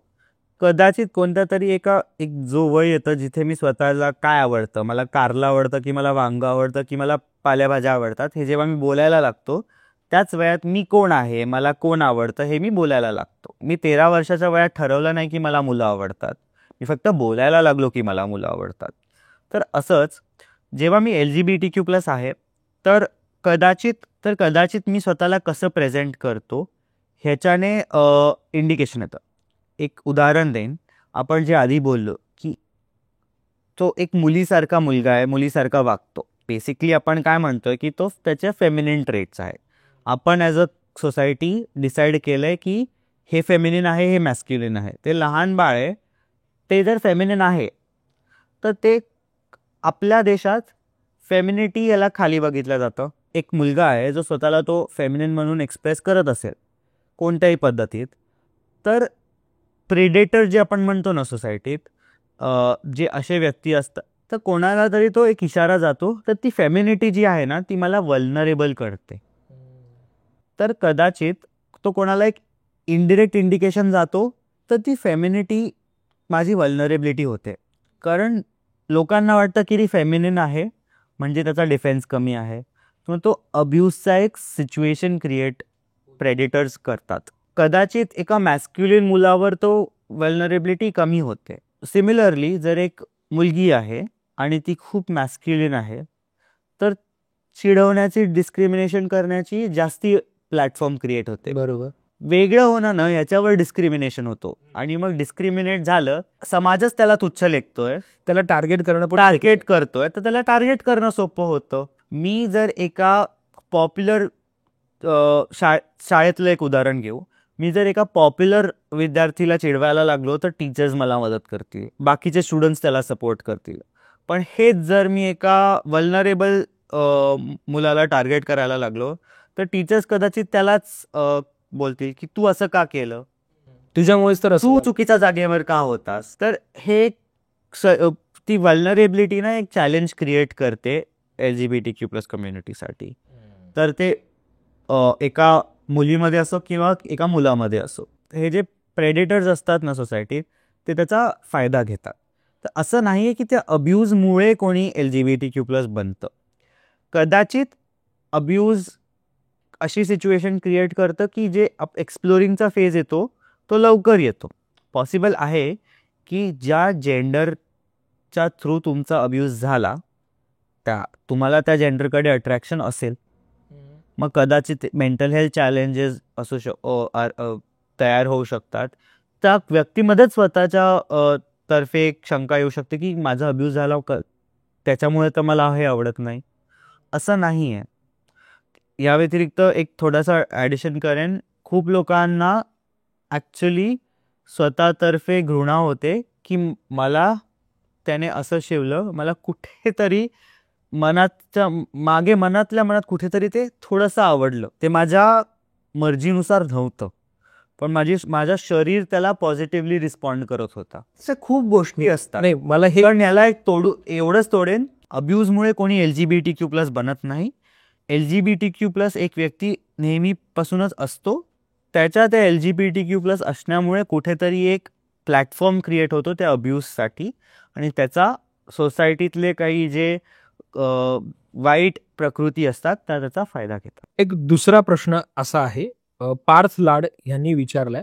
त्याचं म्हणणं असं आहे की एखादी व्यक्ती ट्रान्सजेंडर होते तर ती नेमकी कधी होते किंवा काय होते ते कसं सांगता येईल? ट्रान्सजेंडर म्हणजे काय, तर एक व्यक्ती दिल्या गेल्या जेंडरपासून वेगळं होतो आणि दुसऱ्या जेंडर आयडेंटिटीला स्वीकार करतो. तर ही जी ट्रान्झिशनची जर्नी आहे, हा जो रूपांतराचा प्रवास आहे, याला आपण 3 भागात मापू शकतो. एक ट्रान्झिशन असतं सोशल ट्रान्झिशन, म्हणजे आपण समाजात आपलं जेंडर काय आहे हे कसं दर्शवतो त्याला म्हणतात. उदाहरण देईन, माझं नाव काय आहे, मी माझं नाव लोकांना काय सांगायला लागतो, मी स्वतःला येतोय जातोय म्हणतोय की येते जाते म्हणतोय, त्याच्यात बदल होतो. तो ट्रान्झिशन. मी माझे केस वाढवतोय किंवा केस कमी करतोय ह्याचं एक रूपांतरण होऊ शकतं. मी काय कपडे घालतोय ह्याचं रूपांतरण होऊ शकतं. आता ह्याच्यात काय असतं ना, ह्या सोशल ट्रान्झिशन करण्यात खूप एफर्ट नाही लागत, पैसे नाही लागत खूप किंवा खूप वेळ नाही लागत. काय लागतं, एक सेफ स्पेस लागते, एक अशी कम्युनिटी किंवा एक अशी जागा लागते. ते घर असू शकतं किंवा कोणतं संस्था असू शकते किंवा कोणत्या मित्रांचा ग्रुप असू शकतो, फॅमिली विलेज एक अशी जागा असायला पाहिजे, असे लोक असायला पाहिजे जे तुम्हाला जज नाही करणार. बरोबर. ते मिळालं ना तर मी सोशली ट्रान्झिशन करू शकतो. मग येतं लिगल ट्रान्झिशन. ओके, ह्याच्यात काय असतं तर तुमचे डॉक्युमेंट्स बदलणं. आता आपण ट्रान्सजेंडर ऍक्ट बद्दल बोललो तर ट्रान्सजेंडर ऍक्ट मध्ये एक जागा अशी आहे की तुम्ही ट्रान्सजेंडर आयडेंटिटी कार्ड घेऊ शकता. आता या ट्रान्सजेंडर आयडेंटिटी कार्ड घेणं ही एक लांब प्रोसेस आहे. तर आता आपल्या देशात आपल्याला माहिती आहे की कोणत्याही डॉक्युमेंट चेंज करणं, तर ते डॉक्युमेंटमध्ये स्पेलिंग चेंज करणं असो किंवा ॲड्रेस चेंज करणं असो, 10 चक्रा माराव्या लागतात. बरोबर, बरोबर चूक ह्याच्यात मी नाही पडणार, पण ते करावं लागतं. मग ह्याच्यात खूप वेळ जातो. आता आपण जर ट्रान्सजेंडर कम्युनिटी बद्दल बोललो तर ह्यांचे जे व्यवसाय आहेत, ट्रेडिशनली याला म्हणतात बधाई, म्हणजे कोणत्या तरी लग्न कार्यात किंवा शुभ कार्यात जाऊन जे पैसे मागण्याचं काम असतं, किंवा मंगती म्हणजे आपण जे ट्रॅफिक सिग्नल्सवर बघतो किंवा रेल्वेजमध्ये बघतो, याला मंगती म्हणतात. खूप गमतीची गोष्ट आहे, ते भीक नाही म्हणत, पण मंगती म्हणजे मागणे म्हणतात. मागणे. माझी ट्रान्स कम्युनिटी इथली एक बहीण आहे, तिने मला एकदा सांगितलं की आम्ही भिकेला नाही आहेत, पण आम्ही ऍक्च्युली समाजाला आमचा हिस्सा मागतोय, कारण तुम्ही आम्हाला समाजातनं वेगळं केलं, तुम्ही आमच्या व्यवसायाचे जे ऑप्शन्स आहेत ते कमी केले, तर आम्ही फक्त समाजाला आमचा हिस्सा मागतोय, म्हणून ही आमची मंगती आहे. किंवा दुसरे काही व्यवसाय असतील तर ऑप्शन्स कमी असतात. आता जर मी 10 चक्रा एका सरकारी ऑफिसात टाकतोय तर तेवढा माझा वेळ त्याच्यात चाललाय, म्हणजेच तेवढा माझा वेळ पैसे कमवण्यात कमी जातोय. हे असं नाहीये की 10 ते 8 ची एक जॉब आहे, सिक लिव्ह टाकली आणि काम ऑफिसात गेलो. तुम्ही जर त्या दिवशी ते काम केलं नाही तर कदाचित तुम्हाला त्या दिवशी ते खायला मिळणार नाही. It's a bread on the table job. तर मग कितीदा ते चक्कर मारणार कोणत्या डॉक्युमेंटसाठी. आणि असंही नाहीये की बाबा एकदा ट्रान्सजेंडर आयडी कार्ड मिळालं तर सगळं काम झालं. त्या एका ट्रान्सजेंडर आयडेंटिटी कार्डच्या बेसिसवर सगळे कार्ड एक एक करून बदलवावे लागतात.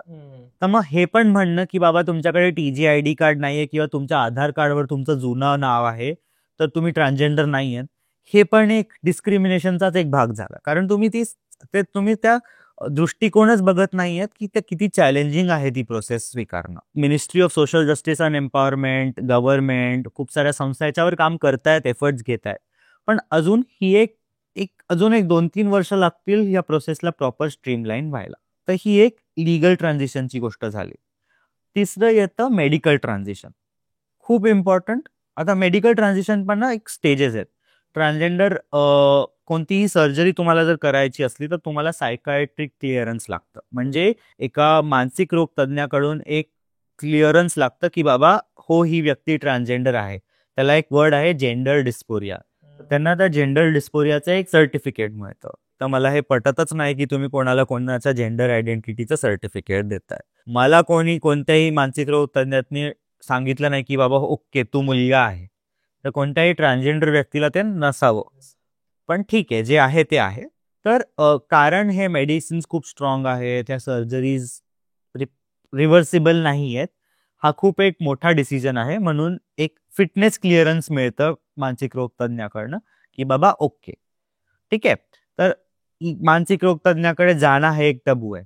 लोकांना कळलं की अरे हा पागलांच्या डॉक्टरकडे जातो, हा तर म्हणजे सगळ्यात त्याचा एक वेगळा विषय आहे, करेक्ट. तर तो एक टॅबू झाला. मग त्याच्यानंतर हॉर्मोन रिप्लेसमेंट थेरपीचा वेगळा खर्च, सर्जरी, एकेका सर्जरीचा वेगवेगळा खर्च. या व्यतिरिक्त जर सर्जरी केल्यावर तुमच्या पुढे मागे कोण आहे, तुमची काळजी कोण घेते. आता यातही जर तुम्ही हिजडा कम्युनिटीच्या कल्चरमध्ये असाल तर एक ॲडव्हान्टेज असतो की तुम्हाला पुढे मागे बघणारं कोणीतरी असतं. ही एक कम्युनिटी क्रिएट झाली आहे. ओके, खूप छानशी अशी संस्था आहे. त्याच्या इम्प्लिमेंटेशनमध्ये काय ते बरं वाईट असेल, पण याचा बनण्याचा उद्देश इतकाच की सस्टेन करायचा आहे. समाजाने ट्रान्सजेंडर व्यक्तींना बाहेर काढलं, मग ट्रान्सजेंडर व्यक्तींनी हिजडा ही संस्कृती बनवली. आई वडील एका मुलाची संरक्षण करतात, त्याला वाढवतात, मग ते मूल मोठं झालं की आई वडिलांचं संरक्षण करतो. तसंच एक गुरु असतात, ते चेल्यांचं संरक्षण करतात, त्यांना व्यवसाय वगैरे देतात, सोशल प्रोटेक्शन देतात, आणि मग चेला कमवायला लागला की तो गुरुंना पैसे परत देतो. मग त्या चेल्यांचं सोशल स्टेटस वाढलं की मग त्यांचे अजून चेले होतात आणि मग ते गुरु बनतात. बरोबर. ग्रँड पेरेंट चाइल्ड असे जनरेशन ते वाढवतात. तर हिजडा कम्युनिटीनी स्वतःला सस्टेन करण्यासाठी हे कल्चर बनवलं. ओके, आता या कोणत्याही कल्चरमध्ये बरं वाईट असतं, ठीक आहे, बरे वाईट व्यक्ती असतात.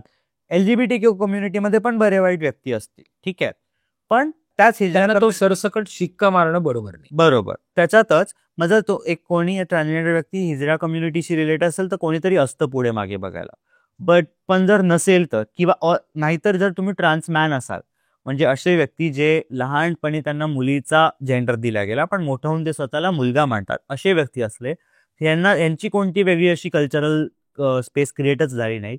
कारण पितृसत्ता मुलींना जनरली स्वतःला एक्सप्लोअर करण्यात, फक्त LGBT किंवा सेक्शुअलिटीशी रिलेटेड नाहीच, पण जनरली स्वतःला काय आवडतं, वांग आवडतं, कारला आवडतं, केळी आवडते, सफरचंद आवडतं, हे ठरवायचीच जागा मिळत नाही. मग त्याच्या जेंडर आणि सेक्शुअलिटी एवढी मोठी ऍस्पेक्ट ठरवण्याची स्पेसच क्रिएट होत नाही. की ट्रान्सजेंडर कधी बनतं याचं काय उत्तर नाही. जेव्हा तो व्यक्ती स्वतःला ट्रान्सजेंडर मानायला लागतो तेव्हा तो ट्रान्सजेंडर आहे. आणि आपल्याला ते ऍक्सेप्ट करणं आहे. इनफॅक्ट 2014चं जे नालसा जजमेंट आहे हे सुद्धा तेच म्हणतं.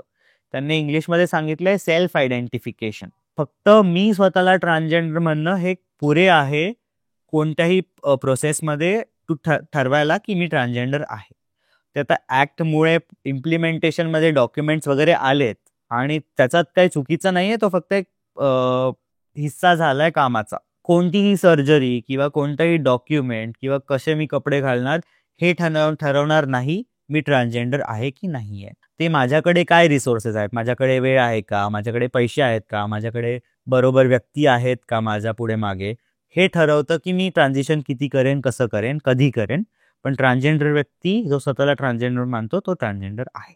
तेव्हाच अतिशय अवघड प्रश्नांची उत्तर तू खूप सोप्या पद्धतीने देतोयस, तर थँक्यू आणि अभिनंदन तुझं की तू इतक्या सगळ्या गुंत्यांना समजून घेतलेलं आहेस. तर मला एक असं विचारायचंय की तुमचं स्वप्न काय या सगळ्या समाजाबद्दल, आपल्या आजूबाजूच्या सगळ्या लोकांबद्दल तुमचं स्वप्न काय ते आम्हाला समजून घ्यायला फार आवडेल. माझं स्वप्न एवढंच आहे की LGBTQ+ कम्युनिटी ही वेगळी आहे हे मानणंच बंद झालं पाहिजे. मला कोणतेही वेगळे ऍक्ट नको, मला कोणतेही वेगळे सपोर्ट नको, मला शाळेत काही डिस्क्रिमिनेशन नको, शिकताना मोठं होताना मला कामाच्या जागेवर कोणती डिस्क्रिमिनेशन नाही झाली पाहिजे.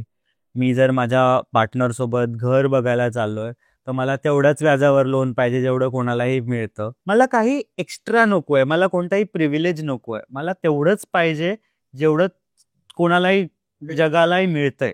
हम बहुत ज्यादा नहीं मांग रहे हैं पर हम कम के लिए कम पे रुकेंगे भी नहीं, एवढं माझं नेहमी म्हणणं असतं. वाह, सुधांशू, खूप खूप त्रास दिला तुला वेगवेगळे प्रश्न विचारून. तुला कदाचित एखाद्या वेळेला आम्ही थोडंसं हर्टही केलं असेल आमच्या प्रश्नांमधून, तर त्याच्याबद्दल आम्ही तुझी माफी मागतो.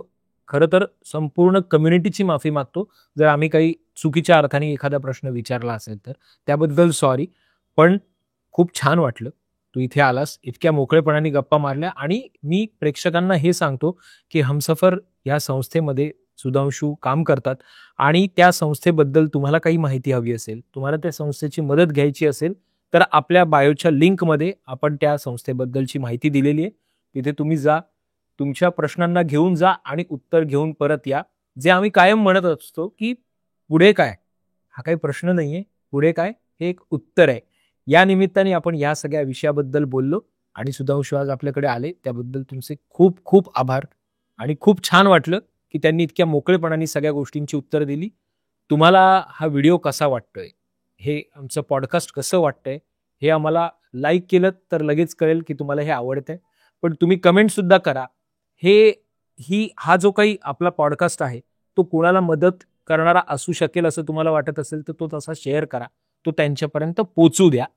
आणि हे असे अनेक व्हिडिओज आपण करत राहणार आहोत, तर तुम्ही सबस्क्राईब केलं तर असे अनेक व्हिडिओज तुम्हाला बघायला मिळतील. फेसबुक आणि इन्स्टा पेज ते फॉलो करा, तुम्हाला याची माहिती मिळत राहील. तेव्हा अशा वेगवेगळ्या प्रश्नांना घेऊन परत भेटत राहूया. पाहत राहा पुढे काय.